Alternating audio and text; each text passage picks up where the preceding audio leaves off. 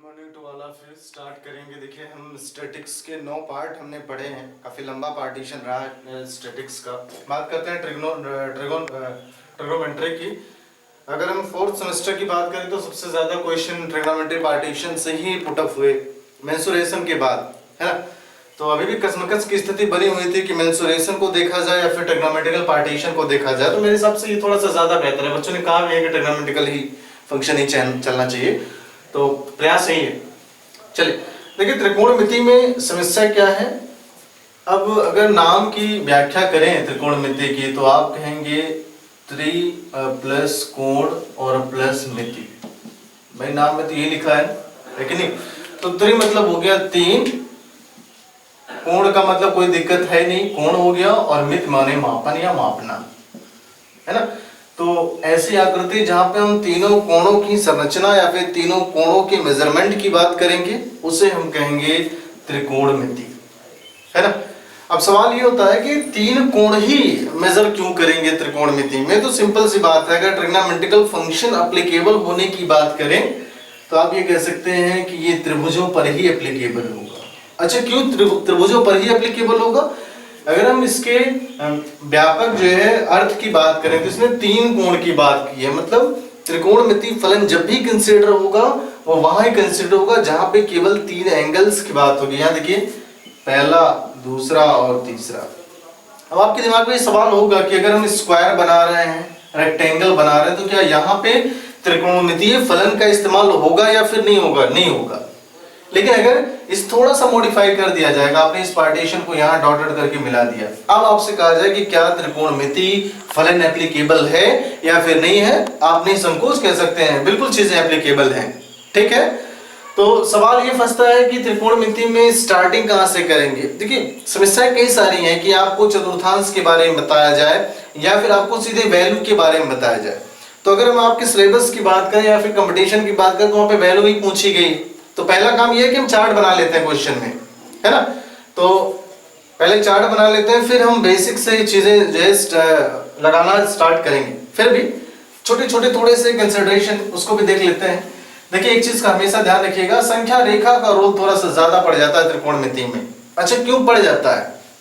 देखिए, अगर संख्या रेखा के पार्टीशन की बात करें, क्योंकि भाई चतुर्थांश आपको देखने हैं। ये मैंने मान लिया कि आपने जो है संख्या रेखा ड्रा कर दी। ये देखिए, एक्स एक्सिस है, ये एक्स डैश एक्सिस है, ये एक्स एक्सिस हो गया, एक्स डैश एक्सिस हो गया, वाई एक्सिस सॉरी, और ये हो गया वाई डैश एक्सिस। अभी हम बात करेंगे क्योंकि आप जब पढ़ेंगे साइन कॉस टेन कॉट तो समस्या उसमें ये आती है कि साइन कब पॉजिटिव रहेगा, कॉस कब पॉजिटिव रहेगा, टेन कब पॉजिटिव रहेगा। तो यहाँ पे थोड़ा सा देख लेते हैं, हम चार्ट सीधे प्रिपेयर करेंगे अपना, उसके बाद हम फिर से रिटर्न आएंगे क्वेश्चन पे।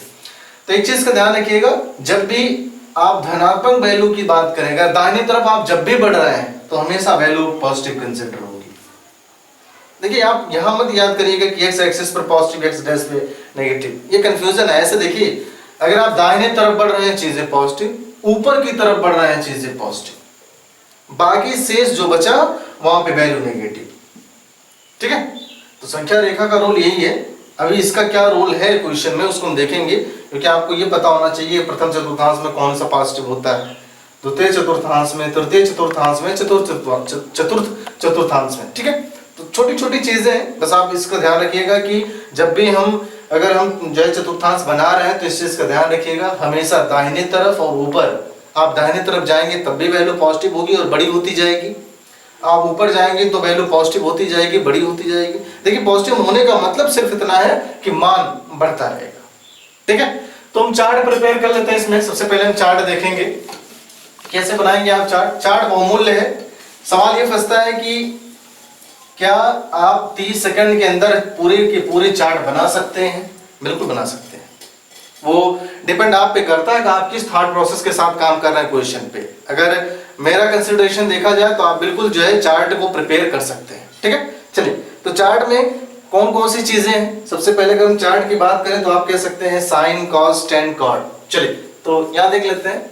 आपने सबसे पहले यहाँ पे लिखा साइन, ये हो गया कॉस, ये टेन, कॉट, सेक, और ये हो गया कॉसेक। ये देखिए पूरे अगर त्रिकोणमितीय ट्रिग्नोमेट्रिकल फंक्शन की बात करें तो उसका जो चार्ट है वो पूरे ट्रिग्नोमेट्रिकल फंक्शन की जान है।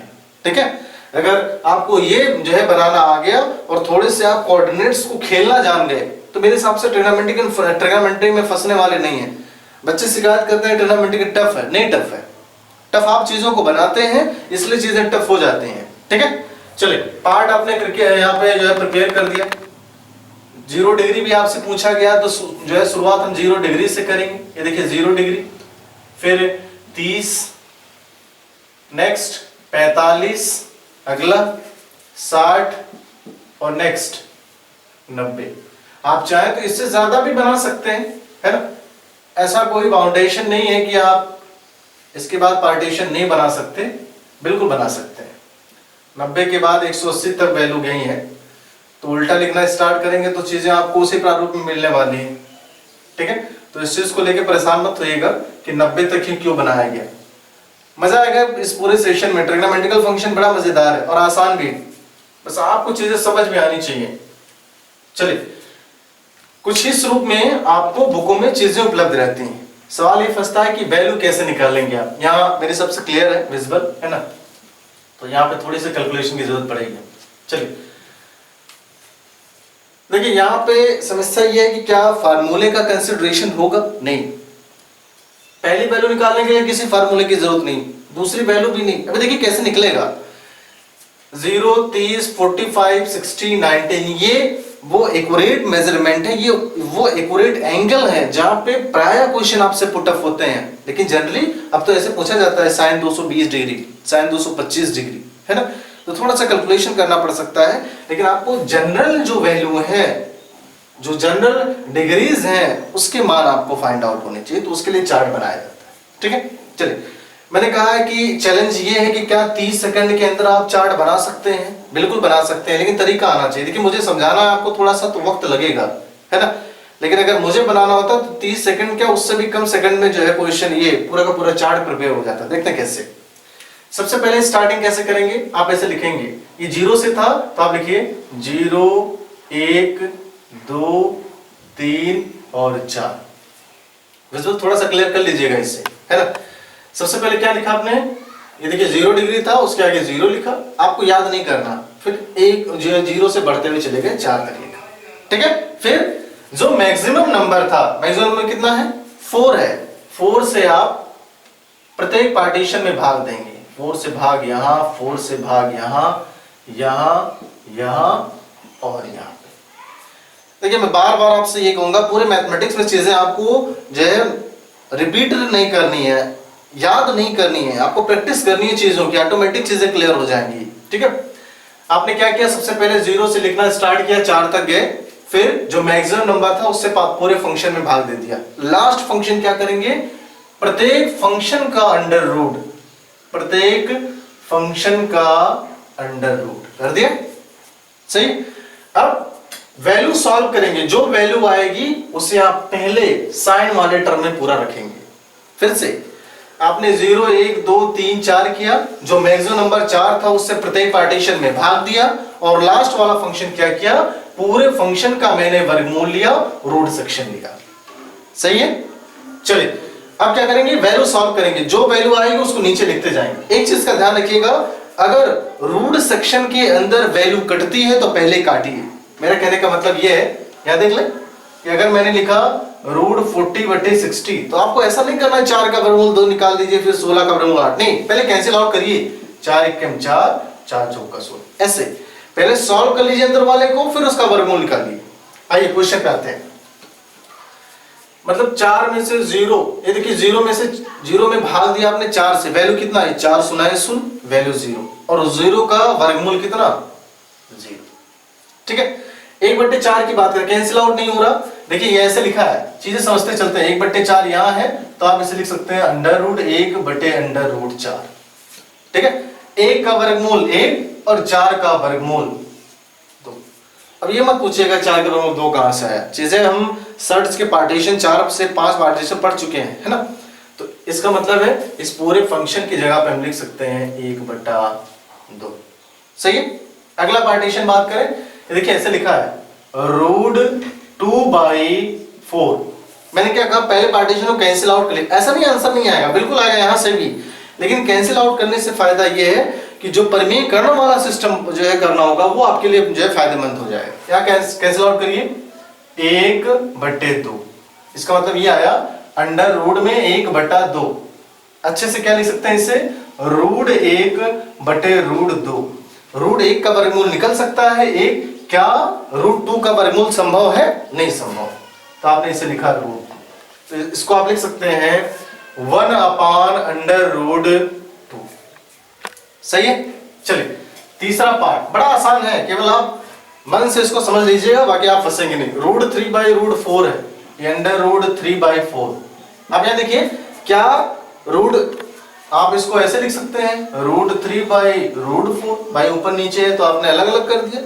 3 का वर्गमूल निकल नहीं सकता तो आपने इसे √3 कर दिया, और 4 का वर्गमूल क्या हो गया 2। इसका मतलब है √3/4 की जगह पे आप लिख सकते हैं √3/2। क्लियर। नेक्स्ट पार्ट की बात करें, लास्ट वाले की, आप इसे लिखेंगे 4/4, कैंसिल आउट किया वैल्यू 1, और √1 की वैल्यू 1, तो एग्जैक्ट में से आपने कर दिया। तो पूरे ट्रिग्नोमेट्रिकल फंक्शन में अगर वैल्यू कैलकुलेट करना है तो पहला पार्टीशन कैलकुलेट करना सबसे अहम है। ये बच्चे हमने देखा कभी कभी इस चीज को रट लेते हैं पहला, क्योंकि उसके बाद वो जानते हैं हम सारी चीजें निकाल सकते हैं, तो रटना नहीं है ना। कैलकुलेशन का पार्ट बेहद आसान है, उसे आप चाहेंगे तो आसानी के साथ गेन कर सकते हैं। तो देखिए मैंने पहला पार्ट ये कंसीडर कर दिया, इसमें कोई समस्या नहीं है। अब बात आती है दूसरा पार्ट कैसे निकालेंगे। तो दूसरा पार्ट जब भी निकालने की बात आएगी, इसका रिवर्स, उल्टा, मतलब आपने 0 से यहां तक शुरुआत की थी, आगे से गए, अब यहाँ पीछे से, मतलब इस वैल्यू को आप यहाँ रखेंगे। तो आपने 1 को यहाँ रखा, √3/2 को यहाँ रखा, 1/√2 को यहाँ रखा, 1/2 को यहाँ रखा, और ये हो गया क्या, ये आ गया देखिए 0। ठीक है। साइन की वैल्यू आ गई, कॉस की वैल्यू आ गई, tan की वैल्यू की बात करते हैं। देखिए मेरे तरीके थोड़े से अलग हैं कि आपको tan का फार्मूला चाहिए था, बट मेरे हिसाब से tan का फार्मूला आपको नहीं चाहिए। देखिए कैसे, अगर हम tan के पहले लेटर्स की बात करें, t की, देखिए कैसे बनाया गया, 1 और बटे दूसरा, है ना। अगर इसके हम लाइनों की बात करें तो 1 और नीचे दूसरा, इसका मतलब है कि अगर हम पहले में दूसरे से भाग दें तो tan की वैल्यू कंसीडर हो जाएगी। एक चीज का ध्यान रखिए, जो प्रयास मेरा है उसे ही सीखने का प्रयास करें आप। ऐसा नहीं कि आप लगा नहीं सकते, मुझे पता है कि आपको सारी चीजें आती हैं, बट थोड़े से नए टेक्निक सीखिए आप, कि जहां पे आपको जरा सा भी दिमाग जो है लगाना ही ना पड़े। ठीक है। मैंने कहा टी को मैं ऐसे बना सकता हूं, इसका मतलब पहला और नीचे बटे दूसरा, सेम कंडीशन यहाँ पे। तो आप लिखते हैं, इसका मतलब अगर आपको tan चाहिए तो पहला और बटे दूसरा। ठीक है। कैसे पता चला, क्योंकि टी को अगर हम थोड़ा सा जो है कंसिडर करने की बात करें, टी 2 लाइनों से मिलकर के बना है, एक पड़ी लाइन और एक खड़ी लाइन।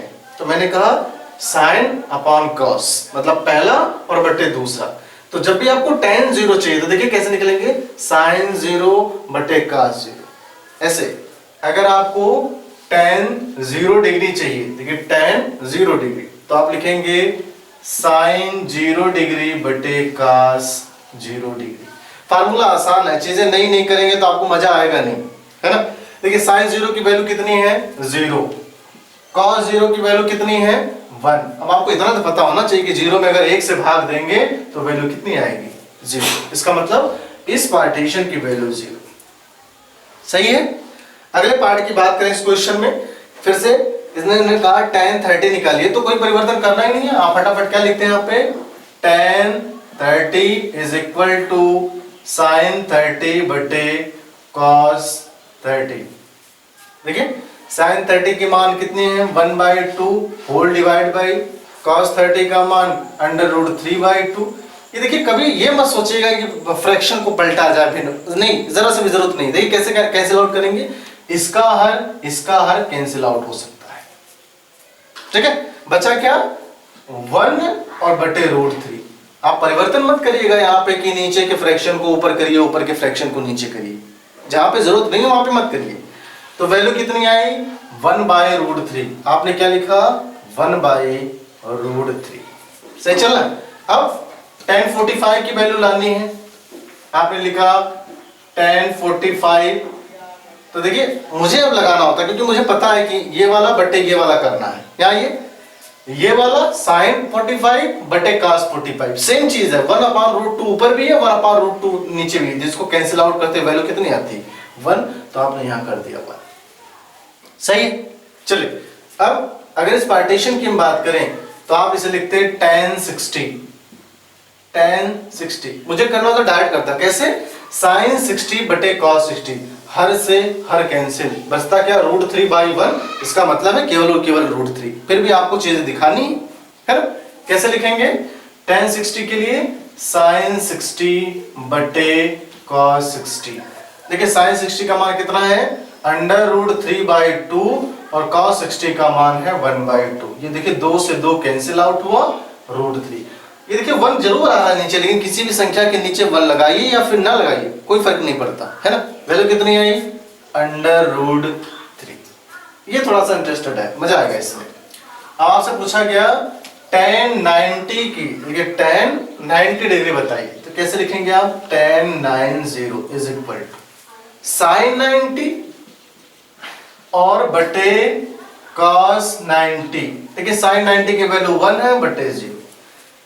अब इसे तो कहा जाता है अपरिभाषित या फिर इनफिनिटिव। अब सवाल ये उठता है कैसे आप साबित करेंगे। देखिए कैसे हम साबित कर रहे हैं, 1 में भाग देना है 0 से, एक बार ले गए फिर से 0 फिर आया 1, 9 बार ले गए फिर से 0 फिर आया 1, 8 बार ले गए फिर से 0 फिर आया 1।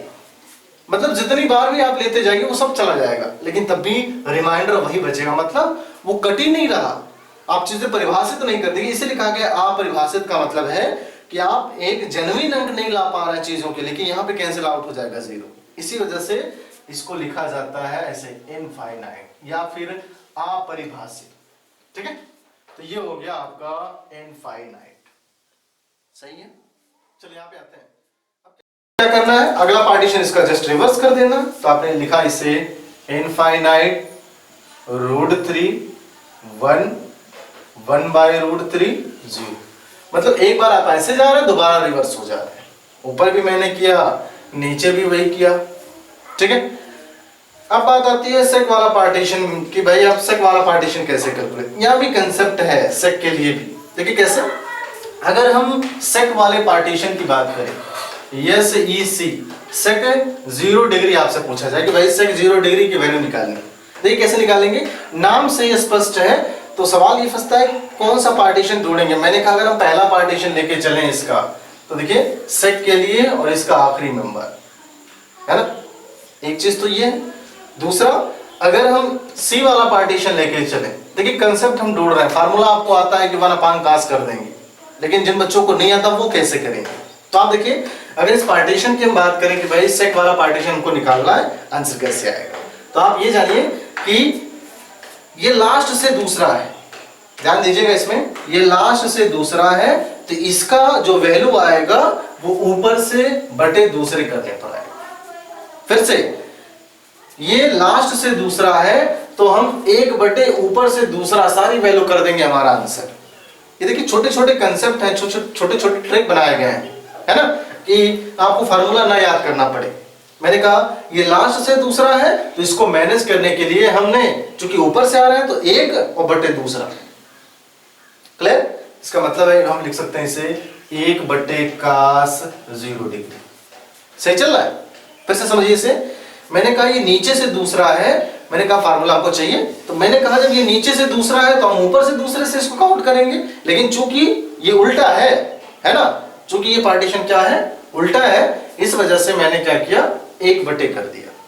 सही है? चलिए तो कैसे निकलेंगे इसे आप, 1/cos 0। देखिए cos 0 की वैल्यू कितनी है 1, इसका मतलब 1/1 बराबर 1। सही है।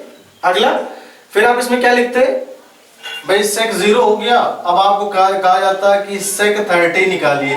कैसे निकालेंगे, 1/cos 30।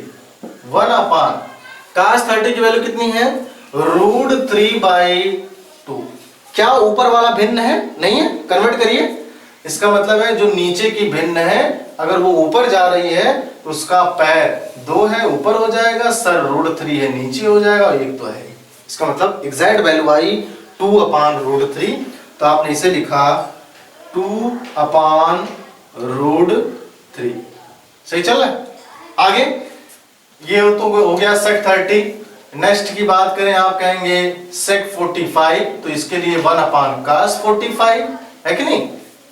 तो आप क्या लिखते हैं इसे 1/, देखिए cos 45 की वैल्यू 1/√2, तो आप इसे लिखते हैं 1/√2। ऊपर वाला भिन्न है नहीं, नीचे वाला भिन्न है, और जब भी नीचे वाला भिन्न ऊपर जाएगा तो इसका जो पैर है वो सर हो जाएगा, और जो सर है वो पैर हो जाएगा, या फिर इसे आप लिख सकते हैं सीधे सीधे √2। सही है? आगे अब sec 45 आपने कर दिया। नेक्स्ट की बात करें तो आप लिखेंगे sec 60। तो आपने क्या लिखा कि भाई नीचे से दूसरा वाला तो ऊपर से दूसरा वाला, लेकिन 1/में 1/cos 60 इज इक्वल टू, तो देखिए cos 60 की मान कितनी है 1, और cos 60 का मान है 1/2, तो आप इसे लिखते हैं 1/2। ऊपर वाला भिन्न है नहीं, नीचे वाला भिन्न है, ये पूरा भिन्न है, इसका पैर ऊपर सर नीचे, तो लिखते 2/1 इज इक्वल टू 2। तो आपने यहां पे कर दिया पार्टीशन में 2। लास्ट में क्या बचा, sec 90 की बात की है क्वेश्चन में। देखिए sec 90, तो आप लिखेंगे 1/cos 90। तो cos, देखिए cos 90 का मान 0, फिर से वही कि आपको 0 से 1 में भाग देना है। कैसे देंगे, 2 बार गया 0 फिर 1, 8 बार गया 0 फिर 1, 7 बार गया 0 फिर 1, 9 बार 10, 5 बार 7 बार 8 बार करते जाइए, ये मिलता दी जाएगा। इसी को आप लिखेंगे आप परिभाषा। तो यहां पे आपने कर दिया आपने। इसका जस्ट रिवर्स, इन्फिनेटिव यहां था तो इन्फिनेटिव यहां कर दिया, 2√2 2/√3, और ये हो गया। ठीक है, ये देखिए पूरा चार्ट बनके प्रिपेयर हो गया, और मेरे हिसाब से किसी फार्मूले की जरूरत नहीं पड़ी। ठीक है, तो काम वही करना है कि फार्मूले की हमें जरूरत पड़े ना क्वेश्चन में, बाकी देखिए इसमें चीजें आसान है। ठीक है, चार्ट अहम था, चार्ट को आप अच्छे से समझिएगा, प्रयास करिए बनाने के लिए खुद से। ये समझाने में आपको जरूर वक्त लगा, लेकिन अगर बनाना होगा तो मुझे लगता है 10 से 15 सेकंड के अंदर पूरा चार्ट प्रिपेयर किया जा सकता है। आप भी कर सकते हैं, ऐसा नहीं है। ठीक है, चलिए नेक्स्ट देखते हैं इसमें एक्चुअल कितने पदों से जो है ट्रिग्नोमेट्री कंप्लीट होती है ना। देखिए नेसेसरी कंडीशन ये है कि एक समकोण तो होना ही चाहिए। ठीक है, तो अगर हम बात करें कि ट्रिग्नोमेट्रिकल फंक्शन के लिए नेसेसरी कंडीशन क्या है, नेसेसरी कंडीशन, तो आप कह सकते हैं कि इसमें एक कोण का मान समकोण होना चाहिए, मतलब कोई एक कोण 90 डिग्री का होना चाहिए। ठीक है, या फिर आप कह सकते हैं कि समकोण त्रिभुज होना जरूरी। अच्छा, मान लेते समकोण त्रिभुज नहीं है, मैं मान लेता फिगर ऐसे होता, आपसे कहा जाता क्या इसमें हम sign theta cos theta tan theta जितने भी प्रॉपर्टीज हैं फलन के, क्या उसको हम कंसिडर कर सकते हैं? बिल्कुल कर सकते हैं। कैसे? आप क्या करते हैं, किसी एक भुजा पर ऐसे लंब डालते, आपको क्या पता चल जाता कि इस भुजा में ये समकोण त्रिभुज, ये समकोण आ गया, और अगर किसी भी त्रिभुज में एक समकोण दिया है तो वहां से आप जितने भी ट्रिग्नोमेट्रिकल फंक्शन हैं, जितने भी त्रिकोणमितीय फलन हैं, आप उसे वहां से आराम से कंसिडर कर सकते हैं। ठीक है, तो नेसेसरी कंडीशन एक है 90 डिग्री, नहीं होता है तो आपको चीजें बनानी पड़ेंगी। क्लियर? अब सवाल ये उठता है कि भाई ट्रिग्नोमेट्रिकल फलन हैं कितने, फंक्शन हैं कितने, तो 6 हैं। देख लेते हैं, आप इसे लिखते, ये साइन थीटा हो जाता, कॉस थीटा, ये टेन थीटा। ठीक है, यहां बगल में देख लेते हैं, इसे हम लिखते कॉट थीटा, सेक थीटा, और ये कॉसेक थीटा। सही, मैंने कहा कि ये समकोण त्रिभुज होना बेहद जरूरी है, इसमें नहीं है तो आपको बनाने पड़ेंगे, वो नेसेसरी कंडीशन में आता है। 1 नंबर में पूछा भी गया है कि अगर 90 डिग्री का नहीं है तो क्या हम त्रिकोणमितीय फलन कंसिडर कर सकते हैं? बिल्कुल कर सकते हैं। आपको चीजें वहां एज्यूम करनी पड़ेंगी, और यहाँ पे चीजें आपको गिवन दी गई हैं। ठीक है, एक और चीज, त्रिभुज में जब तक ये सैंपल नहीं बना होगा आप उसे 90 डिग्री मान नहीं सकते, या फिर स्टेटमेंट में दिया हो। ठीक है, अगर स्टेटमेंट में दिया है तभी आप मानेंगे कि हाँ ये 90 डिग्री है, या फिर ऐसे बना हुआ हो। अगर नहीं बना है, ये चीज नहीं है, तो आप इससे ये नहीं कह सकते कि ये त्रिभुज एक समकोण त्रिभुज है या फिर नहीं। तो नेसेसरी कंडीशन होनी चाहिए, इस चीज का ध्यान रखिएगा। ठीक है, तो मैंने कहा कि अगर एक समकोण त्रिभुज दिया गया है, आप कहते हैं ए बी सी, तो आप कहते हैं कि जो 90 अंश के सामने की भुजा है वो कर्ण, ठीक है। आधार, आप अभी तो ये सीधा फिगर है, फिगर टेढ़ा होता तो समस्या आती है आधार किसे मानते, तो आधार और लंब आप किसी को ही मान सकते हैं, कोई दिक्कत नहीं। इसे अगर आधार मानेंगे तो ये लंब हो जाएगा, इसे आधार मानेंगे तो ये लंब हो जाएगा। लेकिन चूंकि ये पृथ्वी के बिल्कुल पैरेलल है, इस वजह से जो हिस्सा पृथ्वी के बिल्कुल पैरेलल होगा आप उसे बेस लाइन कंसिडर करेंगे, आधार, ठीक है। एक बचा, आप इसे कहेंगे लंब। देखिए सारी चीजें बुकों की लैंग्वेज से नहीं पढ़ी जा सकती, कुछ चीजें आपको हटके करनी पड़ेंगी इसमें, ठीक। तो आपने देखा कि 90 अंश के सामने की भुजा कर्ण, आधार की समस्या आती है तो मैंने कहा कि आप देखेंगे पृथ्वी के समानांतर कौन सी रेखा है, जो पृथ्वी के समानांतर उसे आप आधार मानेंगे, और एक बचा वो फिर लंब, ठीक है। अगर फिगर स्टेबल है, फिगर बिल्कुल जो है सीधा बना हुआ है, तो तिरछा बना हुआ तो उसमें आधार और लंब आप किसी को भी कंसिडर कर सकते हैं, कोई समस्या आते हैं। तो बहुत जो है पुराने जमाने में छोटी सी ट्रिक बनी थी इसको, कि अगर पूरे फंक्शन को आपको निकालना है तो कैसे निकालेंगे, आप देखिए इधर देखिए बोर्ड पे, एल ए एल बटे के, ठीक है। फिर से ये बहुत पुरानी जो है पद्धति है, बहुत पुराने तरीके, आप भी इससे जो है अच्छे तरीके से वाकिफ होंगे। लाल बट्टे कक्का, ठीक है। अब देखिए कैसे यहाँ कंसिडर करेंगे, ये साइन के लिए, कॉस के लिए, टेन के लिए, रिवर्स अगर ऊपर होंगे तो यहां से ये कॉट के लिए, ये सेक के लिए, और ये पार्टीशन कॉसेक के लिए, ठीक है।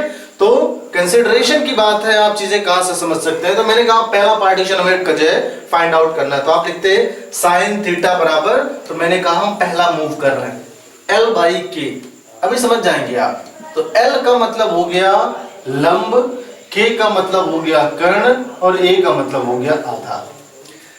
चीजें आपको मेमोराइज नहीं करनी, मैंने कहा प्रैक्टिस करेंगे, सारी चीजें प्रैक्टिस के दौरान आपको ऑटोमेटिक मेमोराइज हो जाएंगी। स्पेशल बैठ के चीजें मेमोराइज करेंगे तो फिर आपके लिए दिक्कत होने वाली है, ठीक है। तो आपने लिखा एल का मतलब हो गया लंब, और बटे के का मतलब हो गया कर्ण, सही है। दूसरा पार्टीशन पे आते हैं कॉस थीटा, तो यहां देखिए ए बटे के, तो आप लिखते ए बटे के, आप इसे कहते हैं ए फॉर आधार और के फॉर कर्ण, सही है। अगला तीसरा पार्टीशन अगर देखते हैं एल बाई ए, तो आप लिखेंगे एल बाई ए, जिसे आप कहेंगे लंब, लंब और बटे आधार। देखिए जनरली तो 3 फार्मूले की जरूरत पड़ती है, लेकिन चूंकि बच्चे चाहते नहीं सारे बताइए आप, है ना, आपको जरा सा मेहनत ना करना पड़ता। एक चीज का ध्यान रखिएगा, एक बार हम नीचे से ऊपर की तरफ गए, एक बार ऊपर से नीचे की तरफ गए हैं, तो हमें साइन थीटा, कॉस थीटा और टेन थीटा की वैल्यू मिली यहां से। अब एक बार हम नीचे से ऊपर जाएंगे, अब सवाल ये उठता है कि जैसे गए हैं क्या वहीं से रिटर्न आना है। अब सोच के देखिए कि अगर किसी गंतव्य मार्ग पर आप चल रहे हैं, तो अगर आपसे रिवर्स आने की बात की जाए तो आप एंडिंग पॉइंट से प्रारंभिक जो है बिंदु तक आएंगे, कि आप डायरेक्ट प्रारंभिक बिंदु से फिर से चलना स्टार्ट करेंगे। सेम कंडीशन यहाँ है कि आप यहां से गए, यहां फिनिश हुआ, इसका मतलब यहीं से आप फिर से स्टार्टिंग पॉइंट तक आएंगे। मतलब अब तीर का निशान ऐसे था तो तीर का निशान यहाँ, अब यहां से चलना आप उल्टा स्टार्ट करेंगे। तो अगर कॉट थीटा निकालना, देखिए ए बटे एल, ए बटे एल, ए का मतलब हो गया आधार और एल का मतलब हो गया लंब, सही है। सेक थीटा की बात करें, दूसरा पार्टीशन के बाई ए, तो आप यहां लिखते हैं के बाई ए, जिससे आप लिखते हैं के फॉर हो गया कर्ण और ए फॉर हो गया आधार, सही है। तीसरा पार्टीशन देखते हैं इसमें कॉसेक थीटा, तो देखिए के बाई एल, तो आप इसे लिखते हैं के by L is equal to कर्ण बटे लंब। तो ये 6 फेनोमेना है, 6 प्रॉपर्टीज स्पेशल हैं, यहीं से क्वेश्चन सबसे ज्यादा पुटअप हुए हैं, और इन जो है पार्टीशन को समझना आपके लिए बेहद जरूरी है, ठीक है। तो इस चीज का ध्यान रखिएगा, इसमें जरा सा भी आपको समस्या होनी नहीं चाहिए। एक बार देख लेते हैं फिर से, लाल बट्टे कक्का में स्पेशल कंडीशन ये है कि ट्रिग्नोमेट्रिक जो है जो आपकी ट्रायंगल होनी चाहिए वो समकोण होनी चाहिए, और जब एक बार आप फॉरवर्ड डायरेक्शन में चलेंगे तो ऊपर से नीचे एल बाई के, ए बाई के, एल बाई ए। फिर अगर आपको इन तीनों प्रोसेस को जो है प्रोसेस का आंसर चाहिए तो आपको फिर रिवर्स आना पड़ेगा, A by L, K by A, K by L. तो मेरी कोशिश ये थी कि मैं आपको इन लेटर्स के जो है रेफरेंस के अकॉर्डिंग चीजें बताता चलूं, और मुझे लगता है कि मैंने वो पार्टीशन अच्छे से आपको समझा दिया। ठीक है, ये पार्टीशन हो गया कि आपको नॉर्मल कंडीशन में वैल्यू निकालनी होती तो फिर कैसे निकालते। क्लियर है? चलिए इसमें अगले पार्टीशन की बात करते हैं। चलिए एक चीज का ध्यान रखिएगा, अगर हम बात करें साइन थीटा कॉसेक थीटा की, समझते चलिएगा, बाकी क्वेश्चन में जरा सा भी दम है नहीं, हम समझाना क्या चाह रहे हैं आपको। ये कॉस थीटा सेक थीटा, ये आप लिखते इसे सॉरी टेन थीटा, और ये वैल्यू आती कॉट थीटा। ट्रिग्नोमेट्री अपने आप में बहुत आसान है, बस आपको समझ में चीजें आनी चाहिए। ठीक है, सीक्वेंस से चलिएगा, प्रयास यही है पूरी ट्रिग्नोमेट्री आपको जो है अच्छे से पढ़ाई जाए, और वो तभी संभव है जब आप साथ में बने रहेंगे।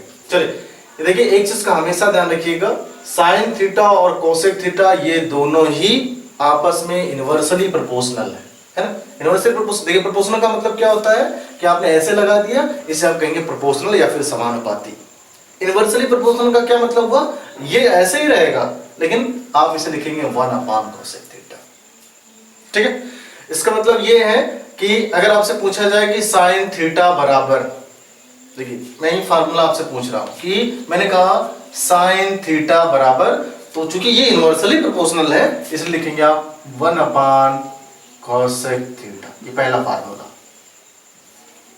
ठीक है, दूसरे फार्मूले की बात करें, आप लिखते हैं cos थीटा, तो ठीक उसी प्रकार से साइन का अगर रेसिप्रोकल कोसेक थीटा है, इनवर्सली प्रोपोर्शनल कोसेक थीटा है, तो ठीक उसी प्रकार से cos का जो है सेक होगा और tan का cos होगा। तो आप इसे लिख सकते हैं cos थीटा बराबर 1 सेक थीटा। ठीक है, फिर इस पार्टीशन को भी आप लिख सकते हैं tan थीटा बराबर 1 cot थीटा। 3 फार्मूले। अच्छा, क्या काम यहीं पे खत्म हो जाता है? नहीं, यहां से भी एक कंडीशन बनता है। कैसा? जो जनरली पूछा गया, आपसे कभी ये नहीं पूछा गया साइन थीटा बराबर ये कितना होता, आप ये बताइए। आपसे ये पूछा गया कोसेक थीटा बराबर, कोसेक थीटा बराबर, आपसे पूछा गया सेक थीटा बराबर, आपसे पूछा गया कॉट थीटा बराबर। तो एक चीज का हमेशा ध्यान रखिए कि अगर साइन थीटा का रेसिप्रोकल ये है, साइन थीटा का विलोम ये है, तो इसका विलोम क्या होगा? भाई आप कहते हैं कि माता का विलोम पिता, तो पिता का विलोम माता। सेम कंडीशन यहाँ पे कि अगर साइन थीटा का रेसिप्रोकल, साइन थीटा का विलोमाभास अगर कोसेक थीटा है, तो ठीक उसी प्रकार से कोसेक थीटा का विलोमाभास साइन थीटा होगा। सेम कंडीशन यहाँ पे कि मतलब अगर हम साइन थीटा बराबर 1 कोसेक थीटा कर सकते हैं, ठीक उसी प्रकार से हम कोसेक थीटा के लिए लिख सकते हैं 1 साइन थीटा। ठीक है, यहाँ पे भी आइए सेक थीटा को लिख सकते हैं 1 कॉस थीटा, कॉट थीटा को आप लिख सकते हैं 1 tan थीटा। ठीक है, मेरे हिसाब से इसमें जरा सा भी समस्या होती हुई तो नहीं दिख रही अभी तक। ठीक है, चीजें आसान हैं, बस थोड़ी सी आपको जो है आपको प्रेजेंट आर्म माइंड लगाने हैं, आपको पेपर टाइम पीरियड में थोड़ा सा प्रेजेंट आर्म माइंड रहना है। 4th सेमेस्टर की बात करें तो काफी ज्यादा क्वेश्चन पुट अप हुए हैं, अभी तो हम वहां के बेसिक जो है बेसिक मेथड पर ही नहीं पहुंचे जहां से आपको क्वेश्चन लगाने हैं। ठीक है, चलिए ये तो हो गए नॉर्मल फार्मूले। अब tan थीटा का भी फार्मूला पूछा गया। देखिए मैंने जब चार्ट आपको बनवाया था वो 0 डिग्री 40 30 डिग्री 45 60 90, तो उसमें मैंने आपसे कहा था कि अगर आपको tan थीटा चाहिए तो चूंकि tan बना कैसे है, पहला और बटे दूसरा। पहला क्या था साइन थीटा और दूसरा क्या था बटे कॉस थीटा, ये पहला फार्मूला है ना। ये देखिए ये चीजें आपको याद करनी पड़ती, लेकिन चार्ट प्रिपरेशन में मैंने ये चीजें आपको जो है नहीं बताई कि आपको फार्मूला ना मेमोराइज करना पड़े। चलिए ये तो tan थीटा हो गया। अब इसी का उल्टा है, देखिए tan थीटा अगर आप निकाल लिए तो आप cot थीटा की वैल्यू भी निकाल लेंगे। क्लियर है? बात आती है sec थीटा की। चलिए आपसे कहा गया sec थीटा की वैल्यू, मैंने क्या कहा sec थीटा नीचे से दूसरा था तो इसका विलोमाभास कौन सा होगा, ऊपर से दूसरा। ऊपर से दूसरा कौन था 1 साइन के बाद क्या है cos थीटा। यही तो ये देखिए ये तो ऑलरेडी फार्मूला गिवन है, इसमें जरा सा भी आपको जो है परेशान होने की जरूरत नहीं कि क्वेश्चन कैसे आया होगा। ठीक है, तो सारी चीजें फार्मूले बेस्ड हैं और कुछ चीजें हैं जिसमें आपको ट्रिक्स केवल और केवल ट्रिक्स सीखने हैं, केवल और केवल आपको उस पर थोड़ी सी मेहनत करनी पड़ेगी, बाकी पूरी फार्मूले में कोई दम नहीं है। ठीक है, ये तो था बेसिक, आपको क्वेश्चन लगाने कैसे हैं, क्वेश्चन सॉल्व कैसे करने हैं। अब देखिए बच्चे अगर ये पूछ रहे हैं कि कॉट थीटा का फार्मूला यहां से क्या होना चाहिए साइन कॉस के टर्म में, देख लेते हैं इसे भी। आप ये पूछ रहे हैं हमसे कॉट थीटा, तो मैंने क्या कहा, कॉट थीटा को आप लिख सकते हैं 1/tan theta is equal to 1/tan theta की जगह पे आपने लिखा साइन थीटा बटे कॉस थीटा। सही है, ये वाला फ्रैक्शन है। और मैंने कहा कि जब भी नीचे की भिन्न ऊपर जाएगी उसका पैर ऊपर सर नीचे, इसका मतलब है इसका पैर ये ऊपर हो जाएगा, सर साइन थीटा ये नीचे, तो आप इसे लिखेंगे cos थीटा बटे साइन थीटा, ये फार्मूला हो जाएगा किसका, कॉट थीटा का। तो जितने इनिशियल हमारे जो है आवश्यकताएं थी ट्रिग्नोमेट्रिकल पार्टीशन के लिए वो आप यहाँ पे लेके आ गए कि फार्मूला अगर आपको निकालना है तो आप ऐसे निकाल लेंगे। ठीक है, अब बात करते हैं चतुर्थांश की कि चतुर्थांश का क्या रोल है, क्योंकि आपने सबसे ज्यादा एंगल से रिलेटेड क्वेश्चन पूछे गए। तो भाई अगर हम कोऑर्डिनेट्स की बात करें कि कितने कोऑर्डिनेट्स, तो आपने कहा कि जब कोई दो सरल या सीधी रेखाएं एक दूसरे को आपस में विभाजित करती हैं तो अपने आप को वो 4 उपवर्गों में विभाजित करेंगे। ठीक है, कैसे, ये देखिए मैंने 2 सीधी रेखाओं को प्रतिच्छेद कराया, मैंने कहा कि ये x डैश एक्सिस, ये y एक्सिस, ये y डैश एक्सिस, ये है x एक्सिस। ये देखिए जब मैंने आपको चार्ट बनवाया था उससे पहले भी मैंने इन सारी चीजों के बारे में आपसे डिस्कशन किया था। मैंने आपसे क्या कहा कि जब भी आप दाहिने तरफ बढ़ेंगे संख्याओं का मान बढ़ता जाएगा, इसका मतलब सारी की सारी वैल्यू आपको पॉजिटिव मिलती जाएगी।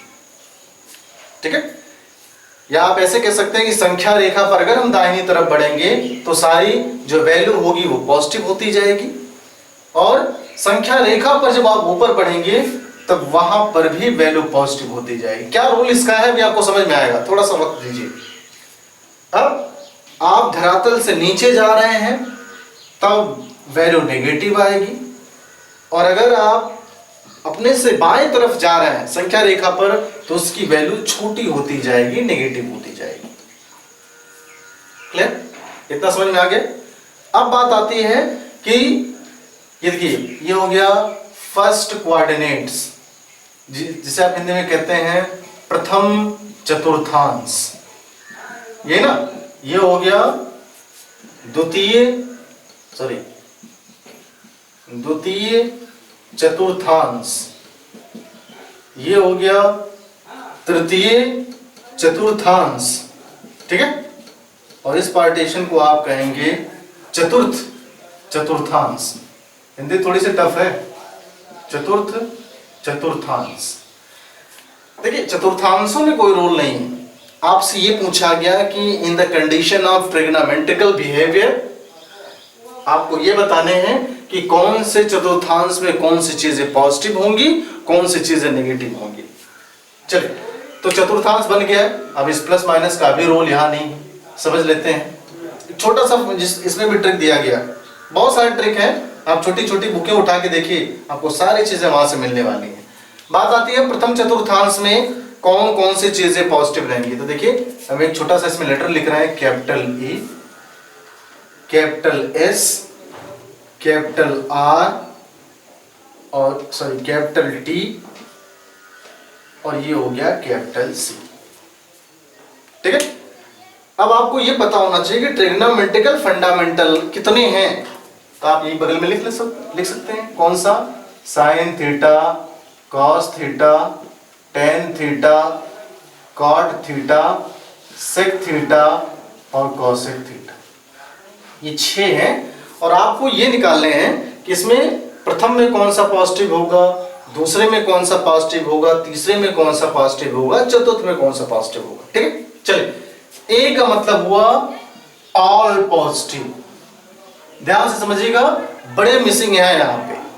ए का मतलब है ऑल पॉजिटिव, मतलब पहला चतुर्थांश ऐसा चतुर्थांश है जहां पे जो त्रिकोणमितीय पदों का जो फलन है वो सारे के सारे पॉजिटिव होंगे। दूसरा देखिए, पहला लेटर आप समझने का प्रयास करें। यस का मतलब है साइन, इसका मतलब है पहले में साइन थीटा पॉजिटिव होगा। अगर साइन थीटा पॉजिटिव हो रहा है, उसका रेसिप्रोकल कौन सा है, उसका विपरीत कौन सा है, आप कहेंगे कॉसेक थीटा। इसका मतलब है अगर साइन थीटा पॉजिटिव है तो इसमें कॉसेक थीटा भी पॉजिटिव होगा। ठीक है, देखिए इसमें ऑल पॉजिटिव, इसमें आप कहेंगे sine theta cosec theta positive. जब भी पॉजिटिव की बात आएगी उसका कोरिलेटिव जो होगा, उसका जो रेसिप्रोकल होगा वो भी पॉजिटिव। टी का मतलब, टी से देखिए किसकी शुरुआत है, टेन, तो आप कहेंगे टी से टेन थीटा भी पॉजिटिव, और टी का रेसिप्रोकल कौन सा है, कॉट थीटा, तो आप कहेंगे कॉट थीटा भी पॉजिटिव। ठीक है, चलिए चतुर्थांश की बात करते हैं। सी का मतलब है, सी से शुरुआत किसकी है, आप देखेंगे सी से शुरुआत कॉस की, तो आप कहेंगे इसमें कॉस थीटा पॉजिटिव और कॉस का रेसिप्रोकल है सेक थीटा, तो आप कहेंगे इसमें सेक थीटा भी पॉजिटिव। ठीक है, देखिए चीजें कोरिलेट करना आना चाहिए। आपसे पूछा गया कि देखिए कैसे रेसिप्रोकल बताएंगे आप, साइन थीटा का कॉसेक थीटा, कॉस थीटा का सेक थीटा, टेन थीटा का कॉट थीटा। मतलब जब भी पॉजिटिव की बात आएगी, किस चतुर्थांश में कौन सा पॉजिटिव, एक को कंसीडर नहीं कर सकते आप, उसका कोरिलेटिव भी उसके साथ कंसीडर करेंगे।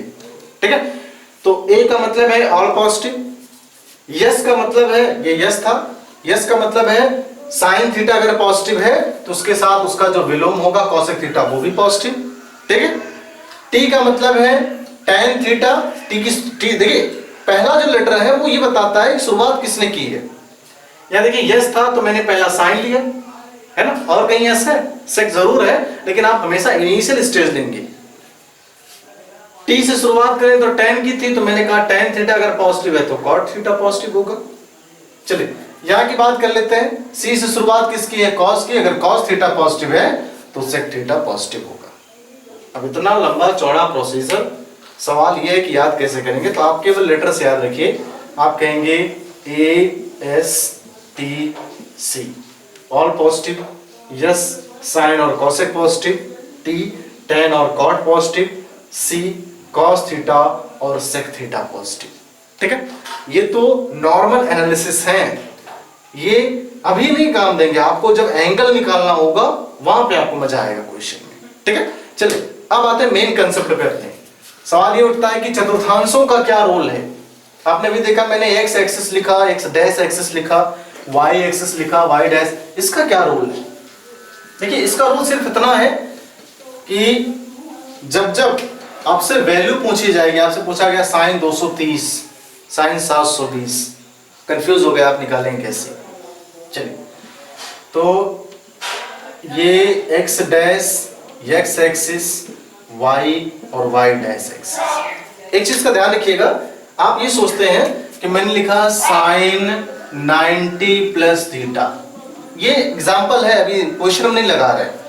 आपसे पूछा गया साइन 90 माइनस थीटा। बच्चे कंफ्यूज ये रहते हैं कब मान परिवर्तित होगा और कब मान परिवर्तित नहीं होगा। परिवर्तित होने का मतलब साइन का कॉस, साइन का कॉस, टेन का कॉट। अब समझते हैं आप पे, जब जब आप संख्या रेखा पर, जब आप चतुर्थांशों में वाई एक्सिस को स्ट्राइक करेंगे, वाई एक्सिस को छूकर लौटेंगे या छूकर दूसरे चतुर्थांश में घुसेंगे। फिर से, जब जब आप y एक्सिस को टच करके रिटर्न होंगे या फिर y एक्सिस को टच करके अंदर की तरफ घुसेंगे, तब तब जो ट्रिग्नोमेट्रिकल फलन के मान होंगे वो बदलेंगे। ध्यान से समझिएगा इसे हम क्या समझाना चाह रहे हैं। बदले का मतलब यह है कि, तो आपके दिमाग में यह है कि क्या x एक्सिस को टच करने पर या छूकर वापस या फिर अंदर जाने पर मान बदलेगा, नहीं बदलेगा। इसका मतलब क्या हुआ, इसका मतलब साइन थीटा अगर आप लेके चले थे y x एक्सिस पर है तो वैल्यू में नो परिवर्तन, नो चेंज, वो चीजें साइन थीटा ही रहेंगी। देखते समझते हैं। मैंने स्टेटमेंट में ये कहा कि जब जब आप चतुर्थांशों में मूव कर रहे हैं, आप y एक्सिस को स्ट्राइक करेंगे, y एक्सिस को छूकर लौटेंगे या छूकर आगे बढ़ेंगे, तब तब त्रिकोणमितीय फलनों के मानों में परिवर्तन होगा। जैसे क्या देखिए, साइन 90 और प्रत्येक चतुर्थांश कितने अंश का? 90 अंश का। ये भी बताना ही पड़ेगा, कर लीजिए, ठीक है। साइन 90 प्लस थीटा, इतना नहीं कंफर्म है कितना, लेकिन इतना कंफर्म है कि 90 आपने y को स्ट्राइक किया और थीटा, फिर से 90 यहां है, कुछ और जोड़ना पड़ेगा, मतलब थोड़ा सा अंदर आए, y एक्सिस को आपने टच किया, साइन लेके चले थे, कॉस में कन्वर्ट हुआ। ये हम समझाना चाह रहे हैं कि कब कब चीजें परिवर्तित होंगी। आप साइन लेके चले थे और आप जो है इसमें देख रहे हैं कि कॉस जो आया, कॉस किस लिए आया? क्योंकि आप y एक्सिस को स्ट्राइक करके अंदर की तरफ घुस रहे हैं, ठीक है। अब सवाल ये फंसता है कि हम किसे देखेंगे, साइन को देखेंगे या फिर कॉस को देखेंगे। आप जिसे लेके चले हैं, साइन दूसरे चतुर्थांश में क्या है? साइन दूसरे चतुर्थांश में पॉजिटिव है, तो आप लिखेंगे कॉस थीटा। अच्छा, यहां ये दूसरा देखिए, साइन 90 माइनस थीटा, फिर से साइन 90 माइनस थीटा, फिर से आप y एक्सिस को छू रहे हैं, फिर वापस आ रहे हैं, तो आपने लिखा cos थीटा। और चूंकि पहले में ऑल पॉजिटिव है, इस वजह से cos थीटा क्या होगा?